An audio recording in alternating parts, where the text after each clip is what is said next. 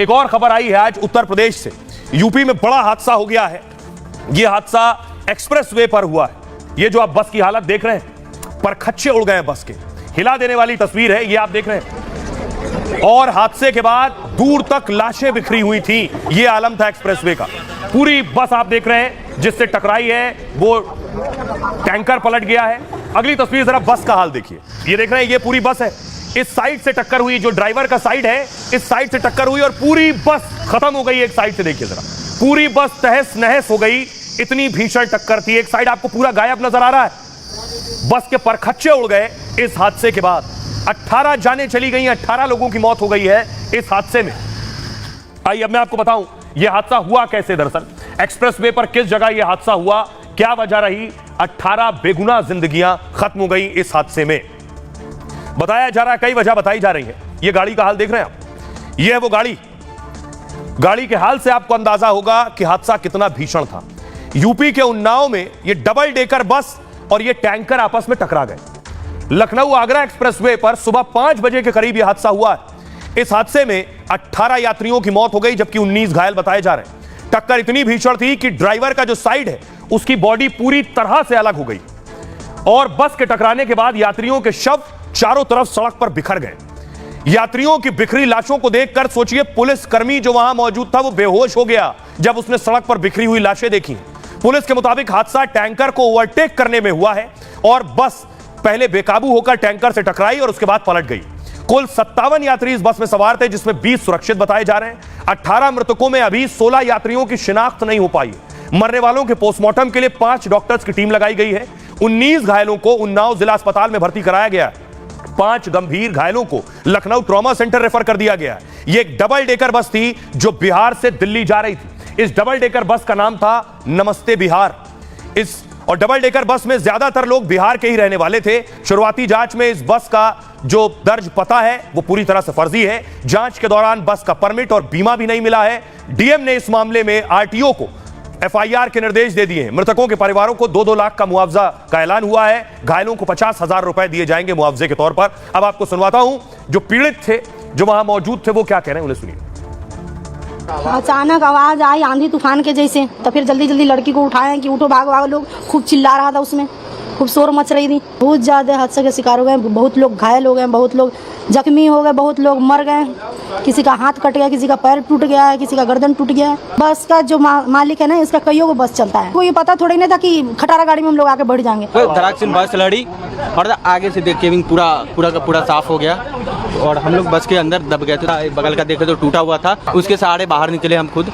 उसके बाद फैमिली जो भी मेरे घर का है बच्चे लोग, वो लोग को बाहर निकाले। दोनों आदमी एक ही सीट पे सोए हुए थे। जैसे गिरे हुए से बाहर निकल गए हम लोग। या 4:30 या 3:30 ऐसे ही कुछ हो रहे थे। अच्छा, तो सब कुछ सोए हुए थे। अब नींद में हुआ या क्या हुआ है वो किसी को पता नहीं है। वो जब एकदम से गाड़ी लड़ी, जब हाथ शोरगुल हुए, फिर लोगों ने भागना चालू किया। उसमें यह हादसा इतना भीषण है कि प्रधानमंत्री नरेंद्र मोदी से लेकर योगी आदित्यनाथ तक ने ट्वीट किया है। देखिए क्या कह रहे हैं प्रधानमंत्री नरेंद्र मोदी, योगी आदित्यनाथ, नीतीश कुमार ने। पीएम मोदी ने लिखा, उन्नाव में सड़क हादसा अत्यंत पीड़ादायक है। जिन्होंने अपनों को खोया है उनके प्रति संवेदनाएं। घायलों के जल्द स्वस्थ होने की कामना करता हूं। योगी आदित्यनाथ ने लिखा, उन्नाव में सड़क दुर्घटना में हुई जनहानि हृदय विदारक है। प्रशासन को राहत कार्य में तेजी लाने के निर्देश दिए। अखिलेश यादव लिख रहे हैं, हादसे में 18 मौतों का कारण भाजपा सरकार की लापरवाही है। एक्सप्रेसवे पर प्रतिदिन करोड़ों रुपए लिए जाते हैं। वो पैसा एक्सप्रेसवे के प्रबंधन में न लगकर क्या कहीं और जा रहा है। नीतीश कुमार ने भी लिखा, क्योंकि बिहार की बस्ती, बिहार के बहुत से लोग थे। बिहार के मृतकों को 2 लाख रुपए मुआवजा दिया जाएगा। यह पैसा मुख्यमंत्री राहत कोष से दिया जाएगा। मायावती ने लिखा, ऐसी दुर्घटनाओं में लोगों की मौतों को रोकने के उपाय जरूर किए जाएं। कांग्रेस परिवार की संवेदना सभी शोकाकुल परिवारों के साथ है। कांग्रेस पार्टी ने लिखा, ईश्वर से प्रार्थना है कि वो दिवंगत आत्माओं को शांति दे और घायलों को शीघ्र स्वास्थ्य लाभ प्रदान करे। अब आपको सुनवाता हूं, सुनिए क्या कुछ कह रहे हैं डिप्टी एसपी और उत्तर प्रदेश के डिप्टी सीएम। बस के साइड में ड्राइवर के साइड से बीचों बीच से बस फट गई, जिसमें जो लोग चपेट में आए वो तुरंत उनकी डेथ हो गई थी। साथ में टैंकर का ड्राइवर भी, टैंकर चूँकि पलट गया वो भी चल रहा था, तो पीछे से टक्कर हुई थी। और पीआरवी हमारी विदिन 5 मिनट्स मौके पर पहुंच गई थी। और वहाँ पर जब देखा गया तो काफ़ी लोग मृत पड़े हुए थे और कुछ लोग घायल थे जो वो चीख रहे थे। तो फटाफट वहाँ पर फिर और पुलिस फोर्स और हम स्वयं भी वहाँ पर एसडीएम के साथ पहुँचे और तत्काल जो घायल थे उनको रेस्क्यू करा के। 20 लोग घायल हैं, सभी को उन्नाव डिस्ट्रिक्ट हॉस्पिटल ले जाया गया है। वहाँ घायलों को उच्च स्तरीय अस्पतालों में शिफ्ट किया जा रहा है। उन्नाव के आसपास के सभी हॉस्पिटल्स को अलर्ट मोड पर रखा गया है। साथ ही ज़्यादातर जो इंजर्ड लोग हैं और दुर्घटना से संबंधित लोग हैं बिहार के हैं, तो बिहार की सरकार से भी हम लोग संपर्क में हैं। अब ये पूरे घटना के कारणों की जांच के बाद हम कह पाएंगे। एक और खबर है, उत्तर प्रदेश में एक और हादसा हुआ। उस हादसे में अब तक कईयों की गिरफ्तारी हुई है, लेकिन एक शख्स की गिरफ्तारी ना होने पर सवाल उठ रहे हैं। वो है भोले बाबा। मायावती से लेकर कई और नेता जो सवाल उठा रहे हैं कि भोले बाबा को आखिर क्लीन चिट क्यों दी गई, आखिर भोले बाबा की गिरफ्तारी क्यों नहीं हुई। अगली तस्वीर दिखाऊं। मायावती भी यही पूछ रही है और चंद्रशेखर रावण भी यही पूछ रहे हैं कि आखिर रिपोर्ट 900 पन्नों की रिपोर्ट के बाद पुलिस अफसरों पर एक्शन हो गया, रिपोर्ट के बाद सेवादार गिरफ्तार हो गए, आखिर बाबा क्यों आजाद है। रिपोर्ट देखिए।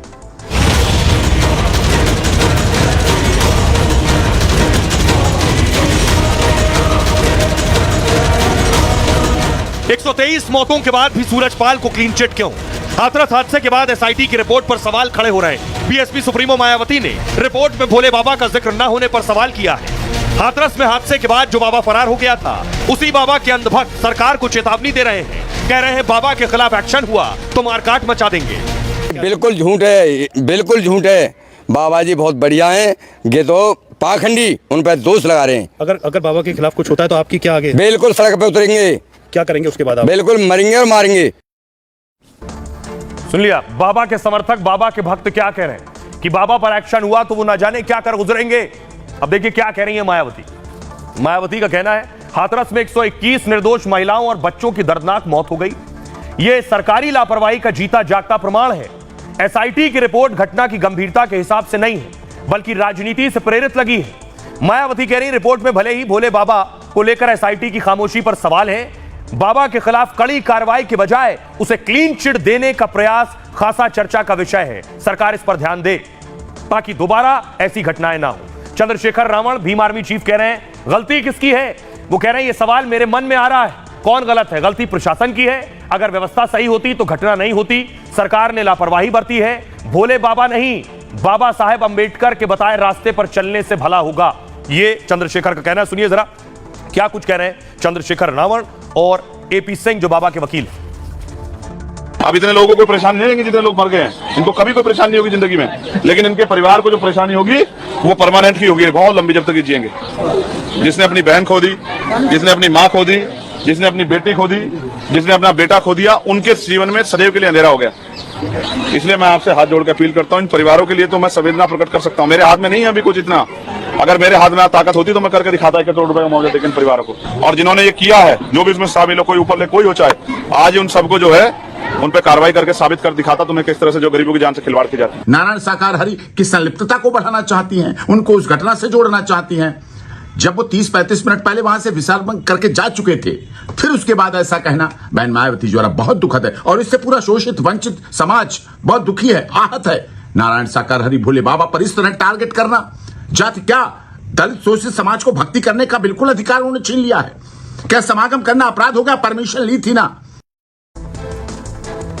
एपी सिंह बाबा के वकील पहले दिन से गरज रहे हैं, लेकिन आइए मैं आपको बताऊं बाबा के जो चमत्कार है उस पर सवाल उठ रहे हैं। बाबा जिस गांव के रहने वाले, बाबा की जहां ससुराल है, वहां के लोग सामने आकर बाबा के चमत्कार की पोल खोल रहे हैं। नारायण साकार हरि को लेकर बड़ा खुलासा हुआ।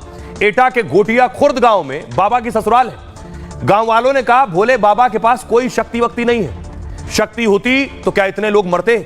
घटना के बाद बाबा मौके से फरार हो गया। बाबा की गिरफ्तारी होनी चाहिए। बाबा ने व्यवस्था के लिए सेना बना रखी है, उस सेना ने लोगों की जान क्यों नहीं बचाई?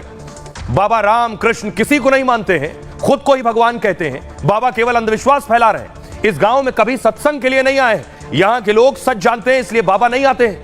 बाबा की पत्नी प्रेमवती के भाई गांव में ही रहते हैं। बाबा के भक्त पत्नी के भाई की मदद के लिए आते हैं, तैयार फसल को कटवाने के लिए भक्त आते हैं। आइए आपको सुनवाता हूं, सुनिए जरा क्या कुछ कह रहे हैं बाबा के ससुराल वाले और गांव वाले। लोग कहते हैं कि प्रलय आ जाएगी तो भी उन्हें पता है वो प्रलय भी ला सकते हैं। हाँ, ऐसे लोग बताते हैं कि प्रलय ला सकता है तो बेईजान है, लेकिन हमारे दिमाग से तो ऐसा है नहीं कुछ। ये कुछ नहीं कर सकती है, इन्हें को सब ढोंग हुए ना। हम का नहीं मानता, हम का माने? हम तो जब अपने बड़े बुजुर्गों को मानते हैं, ईश्वर को दुनिया मानती है तो हम भी ईश्वर को मानते हैं, लेकिन हम बाबा को क्या माने? इंसान कभी भगवान नहीं होते, इंसान कभी भगवान नहीं हो सकता है, लेकिन उसकी वो हैं वाणी वाणी से मतलब आदमी को मोहित तो कर सकते हो। प्यार की वाणी बोलोगे तो मैं आपका सम्मान करेंगे, आओ बच्चों बैठो, सब काम करेंगे, वे बातें अलग से, लेकिन इंसान कभी भगवान नहीं होता है। चमत्कार तो है, चमत्कार नहीं तो इतनी पब्लिक इतनी भीड़ क्यों होती है? चमत्कार नहीं तो क्यों होती है, क्यों आ रही है? आदमी पैसा रुपया खर्च करके आती है बाहर से, अपने वाहन से, ट्रेन से, पैदल, मोटरसाइकिल से आते हैं, फायदा के पीछे लत आते हैं।